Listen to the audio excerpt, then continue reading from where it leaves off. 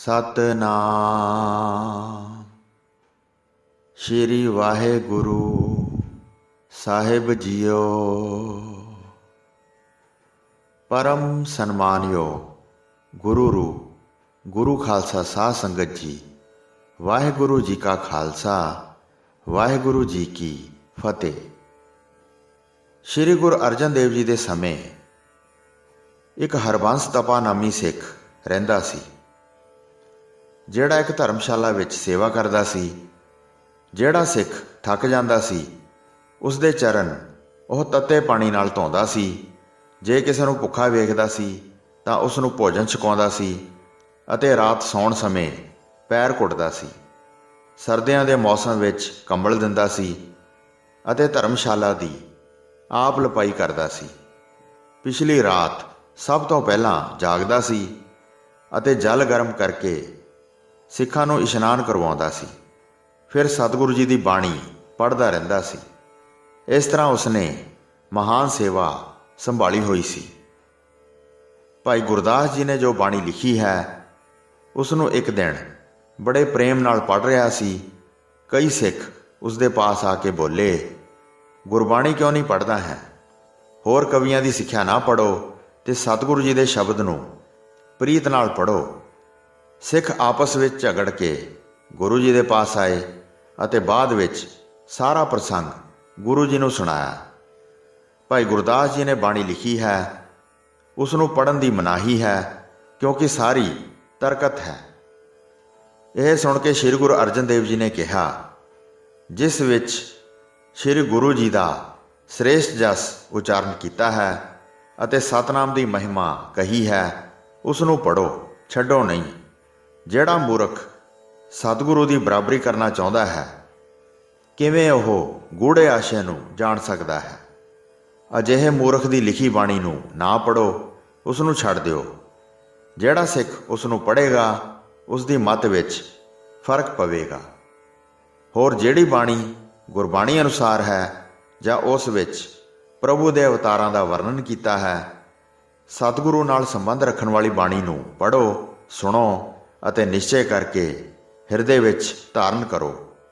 ਜਿਨ੍ਹਾਂ ਨੇ ਗੁਰੂ ਨਾਲ ਹੰਕਾਰ ਕਰਕੇ ਕਵਿਤਾ ਲਿਖੀ ਹੈ ਅਤੇ ਜਿਹੜੀ ਪਰਮੇਸ਼ਰ ਸਿਮਰਨ ਤੋਂ ਬਗੈਰ ਮਨੁੱਖਾਂ ਦੀ ਬਣਾਈ ਹੋਈ ਵਿਸ਼ਿਆਂ ਦੀ ਕਥਾ ਹੈ, ਉਸ ਨੂੰ ਪੜ੍ਹਨਾ ਇਸ ਤਰ੍ਹਾਂ ਫਜ਼ੂਲ ਹੈ ਜਿਵੇਂ ਮੀਂਹ ਤੋਂ ਬਗੈਰ ਬੱਦਲ ਗਰਜਦਾ ਹੋਵੇ। ਜਿਸ ਵਿੱਚ ਸਤਿਗੁਰੂ ਅਤੇ ਪ੍ਰਭੂ ਬਾਰੇ ਤਰਕ ਕੀਤਾ ਹੋਵੇ, ਅਜਿਹੀ ਬਾਣੀ ਨੂੰ ਪੜ੍ਹਨ ਸੁਣਨ ਵਾਲੇ ਨਰਕਾਂ ਵਿੱਚ ਪੈਂਦੇ ਹਨ। ਅਤੇ ਭਾਈ ਗੁਰਦਾਸ ਜੀ ਨੇ ਜੋ ਬਾਣੀ ਲਿਖੀ ਹੈ, ਉਹ ਗੁਰਬਾਣੀ ਦੇ ਆਸ਼ੇ ਅਨੁਸਾਰ ਹੈ। ਅਜਿਹੀ ਬਾਣੀ ਪੜ੍ਹ ਕੇ ਗੁਰਮਤਿ ਪ੍ਰਾਪਤ ਹੁੰਦੀ ਹੈ। ਇਹ ਹਿਰਦੇ ਵਿੱਚ ਸਤਿਗੁਰੂ ਲਈ ਸ਼ਰਧਾ ਵਧਾਉਂਦੀ ਹੈ। ਜਿਸ ਮਨੁੱਖ ਨੇ ਸਿੱਖੀ ਪ੍ਰਾਪਤ ਕੀਤੀ ਹੈ ਤਾਂ ਕੋਈ ਵੀ ਹਰੀ ਜਸ ਅਤੇ ਗੁਰੂ ਜਸ ਨੂੰ ਨਾ ਛੱਡੇ। ਪ੍ਰੇਮ ਨਾਲ ਪੜ੍ਹੋ, ਸੁਣੋ ਅਤੇ ਸੁਖ ਪਾਓ ਅਤੇ ਗੁਰੂ ਜੀ ਦੀ ਅਤੇ ਪ੍ਰਭੂ ਦੀ ਕਥਾ ਸੁਣਾਓ। ਸ੍ਰੀ ਗੁਰੂ ਅਰਜਨ ਦੇਵ ਜੀ ਪਾਸੋਂ ਇਹ ਸਿੱਖਿਆ ਸੁਣ ਕੇ ਸਭ ਨੇ ਮੰਨ ਲਈ ਅਤੇ ਮਹਾਨ ਗੁਰਕਿਰਤ ਪੜ੍ਹਨ ਲੱਗੇ। ਇੱਕ ਭਾਈ ਆਨੰਦ ਮੁਰਾਰੀ ਮਹਾਨ ਅਤੇ ਸ੍ਰੇਸ਼ਟ ਬੁੱਧੀ ਵਾਲਾ ਸਿੱਖ ਸੀ। ਉਹ ਮਹਾਂਪੁਰਖ ਅਤੇ ਆਤਮ ਗਿਆਨੀ ਸਿੱਖ ਸੀ। ਭਾਈ ਨਾਨੋ ਲਟਕਨ, ਜਾਤੀ ਬਿੰਦੋ ਰਾਓ, ਕਲਿਆਣਾ, ਆਤਮ ਚੰਦ ਹਾਂਡਾ, ਆਲਮ ਚੰਦ ਹਾਂਡਾ, ਸਹਿਸਾਰਾ ਅਤੇ ਤਾਲਵਾੜ ਸਾਰੇ ਚਤੁਰ ਸਿੱਖ ਮਿਲ ਕੇ ਇਕੱਠੇ ਹੋਏ। ਜਿਨ੍ਹਾਂ ਦੇ ਮਨ ਵਿੱਚ ਸ੍ਰੀ ਗੁਰੂ ਅਰਜਨ ਦੇਵ ਜੀ ਨੂੰ ਮਿਲਣ ਦੀ ਜਗਿਆਸਾ ਸੀ, ਮਿਲ ਕੇ ਗੁਰੂ ਜੀ ਦੇ ਪਾਸ ਆਏ। ਬੰਦਨਾ ਕਰਕੇ ਬੇਨਤੀ ਕੀਤੀ, ਹੇ ਗੁਰੂ ਗਰੀਬ ਨਿਵਾਜ ਮੁਰਾਰੀ, ਉਪਦੇਸ਼ ਦੇ ਕੇ ਸਾਡਾ ਭਾਰੀ ਦੁੱਖ ਦੂਰ ਕਰੋ। ਅਸੀਂ ਤੁਹਾਡੀ ਸ਼ਰਨ ਆਏ ਹਾਂ, ਸਾਡਾ ਉਧਾਰ ਕਰੋ। ਸਤਿਗੁਰੂ ਜੀ ਨੇ ਬਚਨ ਕੀਤਾ, ਸਦਾ ਹੀ ਸ਼ਬਦ ਦਾ ਅਭਿਆਸ ਕਰੋ, ਸਿੱਖ ਸੰਗਤਾਂ ਦੀ ਸੇਵਾ ਕਰੋ ਅਤੇ ਸਤਨਾਮ ਦਾ ਸਿਮਰਨ ਕਰੋ। ਗੁਰੂ ਜੀ ਪਾਸੋਂ ਸੁਣ ਕੇ ਸਾਰਿਆਂ ਨੇ ਕਿਹਾ, ਅਸੀਂ ਜਦ ਕੰਨ ਲਾ ਕੇ ਸ਼ਬਦ ਸੁਣਦੇ ਹਾਂ, ਤਦ ਮਨ ਸਨਿਮਰ ਹੋ ਜਾਂਦਾ ਹੈ ਅਤੇ ਸਤਨਾਮ ਦਾ ਸਿਮਰਨ ਕਰਦੇ ਹਾਂ। ਫਿਰ ਜਦ ਘਰ ਦੇ ਕੰਮ ਕਾਜ ਕਰਦੇ ਹਾਂ, ਫਿਰ ਇਹ ਨਾਮ ਵਿਸਰ ਜਾਂਦਾ ਹੈ ਅਤੇ ਚਿੱਤ ਵਿੱਚ ਨਹੀਂ ਰਹਿੰਦਾ। ਸਤਿਗੁਰੂ ਜੀ ਨੇ ਸੁਣ ਕੇ ਉਹਨਾਂ ਨੂੰ ਕਿਹਾ, ਹਾਲੇ ਤੁਹਾਡੇ ਹਿਰਦੇ ਵਿੱਚ ਅਭਿਆਸ ਦ੍ਰਿੜ ਨਹੀਂ ਹੋਇਆ ਹੈ ਹੋਰ ਅਭਿਆਸ ਕਰੋ। ਅਨੇਕ ਜਨਮਾਂ ਵਿੱਚ ਭੈੜੀ ਮੱਤ ਵਾਲੇ ਹੋ ਕੇ ਵਿਚਰਦੇ ਰਹੇ ਹੋ। ਉਹ ਵਿਚਾਰਾਂ ਦਾ ਅਭਿਆਸ ਤੁਹਾਡੇ ਹਿਰਦੇ ਅੰਦਰ ਹਾਲੇ ਬਹੁਤ ਬਲਵਾਨ ਹੈ। ਹੁਣ ਗੁਰੂ ਸ਼ਬਦ ਦਾ ਅਭਿਆਸ ਵੀ ਬਹੁਤ ਥੋੜ੍ਹਾ ਹੀ ਹੋਇਆ ਹੈ, ਹਲੇ ਪ੍ਰਕਾਸ਼ਵਾਨ ਨਹੀਂ ਹੋਇਆ ਹੈ। ਬਹੁਤ ਦੇਰ ਤੋਂ ਤੁਹਾਡੇ ਸਰੀਰ ਨੇ ਹੰਕਾਰ ਦ੍ਰਿੜ ਕੀਤਾ ਹੈ। ਹੌਲੀ ਹੌਲੀ ਇਸ ਨੂੰ ਦੂਰ ਕਰੋ। ਨਿਤ ਪੜ੍ਹਨਾ ਸੁਣਨਾ ਬਹੁਤ ਕਰੋ। ਜਿਸ ਸਮੇਂ ਸ਼ਬਦ ਦ੍ਰਿੜ ਹੋ ਜਾਵੇ ਤਾਂ ਤੁਹਾਡੇ ਸਰੀਰ ਦਾ ਹੰਕਾਰ ਦੂਰ ਹੋ ਜਾਏਗਾ। ਫਿਰ ਤੁਹਾਡਾ ਕਲਿਆਣ ਹੋ ਜਾਏਗਾ। ਜਿਵੇਂ ਜਲ ਦਾ ਪ੍ਰਵਾਹ ਚੱਲਦਾ ਹੈ, ਹੌਲੀ ਹੌਲੀ ਕਿਸੇ ਵਿਧੀ ਨਾਲ ਉਲਟਦਾ ਹੈ।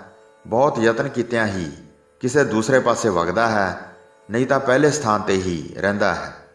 ਪਹਿਲਾਂ ਆਪਣੇ ਮਨ ਨੂੰ ਨੀਵਾਂ ਕਰੋ ਅਤੇ ਬਿਰਤੀ ਨੂੰ ਬ੍ਰਹਮ ਗਿਆਨ ਦਾ ਬੰਨ੍ਹ ਲਾਵੋ।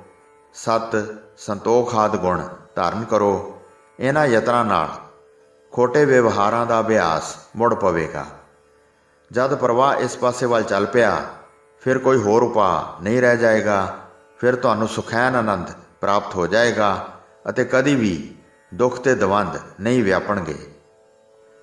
ਗੁਰੂ ਜੀ ਤੋਂ ਸੁਣ ਕੇ ਭਗਤੀ ਕਰਨ ਲੱਗੇ ਅਤੇ ਭਾਈ ਮੁਰਾਰੀ ਆਤਮ ਗਿਆਨੀ ਹੋ ਗਿਆ। ਇਸੇ ਤਰ੍ਹਾਂ ਭਾਨੂੰ ਸੁਗੜ ਅਤੇ ਭਾਈ ਜਗਨਾ ਆਨੰਦ ਨੇ ਗੁਰੂ ਜੀ ਦੇ ਪਾਸ ਆ ਕੇ ਉਹਨਾਂ ਦੇ ਚਰਨ ਕਮਲਾਂ 'ਤੇ ਬੰਦਨਾ ਕੀਤੀ। ਬੈਠ ਕੇ ਆਪਣਾ ਬਿਰਤਾਂਤ ਸੁਣਾਇਆ। ਅਸੀਂ ਇੰਦਰੀਆਂ ਅਤੇ ਪ੍ਰਾਣਾਂ ਨੂੰ ਰੋਕਦੇ ਹਾਂ ਅਤੇ ਉਪਾਅ ਸਮੇਤ ਸਿਮਰਨ ਕਰਦੇ ਹਾਂ। ਅਸੀਂ ਚਾਹੁੰਦੇ ਹਾਂ ਕਿ ਹਿਰਦੇ ਵਿੱਚ ਲਿਵ ਲੱਗ ਜਾਵੇ। ਜਦ ਕੋਈ ਪਦਾਰਥ ਨਜ਼ਰੀ ਪੈਂਦਾ ਹੈ ਤਾਂ ਸਾਡਾ ਮਨ ਉੱਥੇ ਚਲਾ ਜਾਂਦਾ ਹੈ। ਇਹ ਸੁਣ ਕੇ ਗੁਰੂ ਜੀ ਬੋਲੇ, ਵਾਸ਼ਨਾ ਦਾ ਨਾਸ਼ ਕਰ ਦਿਓ। ਤਤ ਗਿਆਨ ਤਿੰਨੇ ਨਿਸ਼ਚੈ ਕਰੋ। ਵਾਰ-ਵਾਰ ਇਹਨਾਂ ਦਾ ਅਭਿਆਸ ਕਰੋ। ਸਦਾ ਯਤਨ ਕਰਕੇ ਮਨ ਨੂੰ ਕਾਬੂ ਵਿੱਚ ਰੱਖੋ। ਇਹ ਸੁਣ ਕੇ ਸਤਿਗੁਰੂ ਜੀ ਨੂੰ ਬੇਨਤੀ ਕੀਤੀ, ਆਪਣੇ ਮੁਖਾਰਬਿੰਦ ਤੋਂ ਸਾਨੂੰ ਉਪਦੇਸ਼ ਕਰੋ, ਜਿਸ ਕਰਕੇ ਸਾਡਾ ਮਨ ਠਹਿਰ ਜਾਵੇ ਅਤੇ ਆਤਮ ਗਿਆਨ ਮੁਕਤੀ ਪਾਈਏ। ਸ਼੍ਰੀ ਗੁਰੂ ਅਰਜਨ ਦੇਵ ਜੀ ਨੇ ਫਿਰ ਫਰਮਾਇਆ, ਪ੍ਰਾਣ ਮਨ ਦਾ ਘੋੜਾ ਹਨ।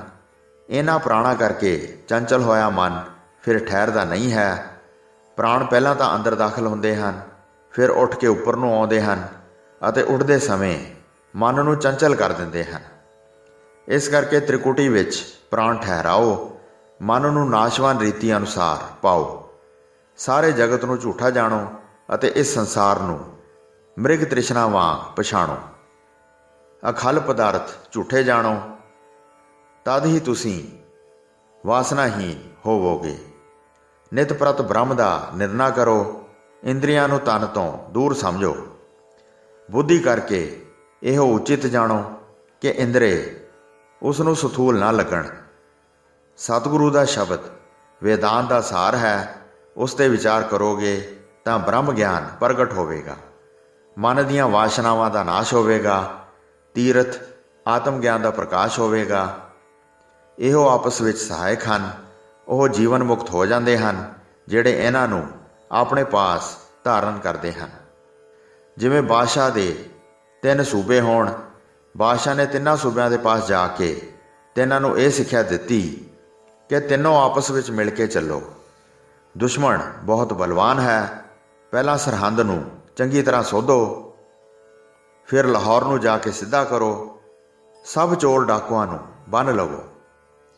ਫਿਰ ਤਿੰਨੇ ਇਕੱਠੇ ਹੋ ਕੇ ਕਸ਼ਮੀਰ ਜਾਓ, ਉਸ ਨੂੰ ਵੀ ਸੋਧ ਕੇ ਆਪਣਾ ਬਣਾਓ। ਫਿਰ ਤਿੰਨੇ ਵੱਖ-ਵੱਖ ਹੋ ਕੇ ਜਾਓ, ਤਦ ਆਪਣੇ ਆਪਣੇ ਨਗਰਾਂ ਦਾ ਰਾਜ ਚੰਗੀ ਤਰ੍ਹਾਂ ਕਰੋਗੇ।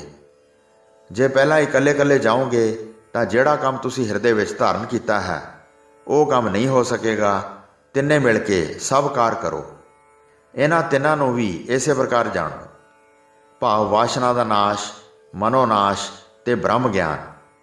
ਅਗਿਆਨ ਰਾਜੇ ਦੀ ਜੋ ਵਿਕਾਰਾਂ ਦੀ ਸੈਨਾ ਹੈ, ਸਭ ਥਾਂ ਗੁਣਾਂ ਨੂੰ ਦੂਰ ਕਰਕੇ, ਵਾਸਨਾ ਅਤੇ ਮਨ ਦਾ ਨਾਸ਼ ਕਰਕੇ ਤਤ ਗਿਆਨ ਦਾ ਇਸ ਨੇ ਅਭਿਆਸ ਕੀਤਾ ਹੈ। ਸਵਾਸ ਸਤਨਾਮ ਦਾ ਸਿਮਰਨ ਕਰੋ। ਸ਼ਬਦ ਵਿਚਾਰ ਕੇ ਵਿਸ਼ਰਾਮ ਲਵੋ। ਸਾਰਿਆਂ ਨੇ ਸੁਣ ਕੇ ਮਨ ਵਿੱਚ ਆਨੰਦ ਪਾਇਆ ਤੇ ਉਸ ਤਰ੍ਹਾਂ ਹੀ ਕੀਤਾ ਜਿਵੇਂ ਗੁਰੂ ਜੀ ਨੇ ਦੱਸਿਆ ਸੀ। ਫਿਰ ਭਾਈ ਜੈਤ ਤੇ ਭਾਈ ਸਿੰਗਾਰੂ 2 ਵੱਡੇ ਸਿੱਖ ਸਨ। ਦੋਵੇਂ ਵੱਡੇ ਨਿਰਭੈ ਅਤੇ ਉਪਕਾਰੀ ਯੋਧੇ ਸਨ। ਸ਼੍ਰੀ ਗੁਰੂ ਅਰਜਨ ਦੇਵ ਜੀ ਨੇ ਉਹਨਾਂ ਨੂੰ ਕਿਹਾ, ਅਸੀਂ ਜਦ 6ਵਾਂ ਸਰੂਪ ਧਾਰਨ ਕਰਾਂਗੇ ਤਾਂ ਸ਼ਸਤਰ ਧਾਰਨ ਕਰਕੇ ਦੁਸ਼ਟਾਂ ਨੂੰ ਦੰਡ ਦਿਆਂਗੇ ਅਤੇ ਤੁਰਕਾਂ ਦੇ ਟੋਟੇ ਟੋਟੇ ਕਰ ਦਿਆਂਗੇ। ਸ਼ਸਤਰ ਵਿਦਿਆ ਦਾ ਅਭਿਆਸ ਕਰਕੇ ਮੀਰਾਂ ਦੀ ਪੀਰੀ ਆਪਣੇ ਪਾਸ ਲੈ ਆਵਾਂਗੇ। ਸ਼ਬਦ ਪ੍ਰਤ ਐਵੇਂ ਚਿੱਤ ਜੋੜਾਂਗੇ ਕਿ ਪੀਰਾਂ ਦੇ ਪੀਰਾਂ ਨੂੰ ਵੀ ਜਿੱਤ ਲਵਾਂਗੇ। ਜਿਹੜਾ ਰਾਜੇ ਦਾ ਲੂਣ ਖਾਂਦਾ ਹੈ ਉਹ ਹੀ ਆਪਣੇ ਸਰੀਰ ਨੂੰ ਰਾਜੇ ਪਾਸ ਅਰਪਣ ਕਰਦਾ ਹੈ। ਲੋਕ ਪਰਲੋਕ ਵਿੱਚ ਅਸੀਂ ਸੁੱਖ ਦਿੰਦੇ ਹਾਂ, ਇੱਥੇ ਭੁਗਤੀ ਤੇ ਉੱਥੇ ਮੁਕਤੀ ਮਿਲਦੀ ਹੈ।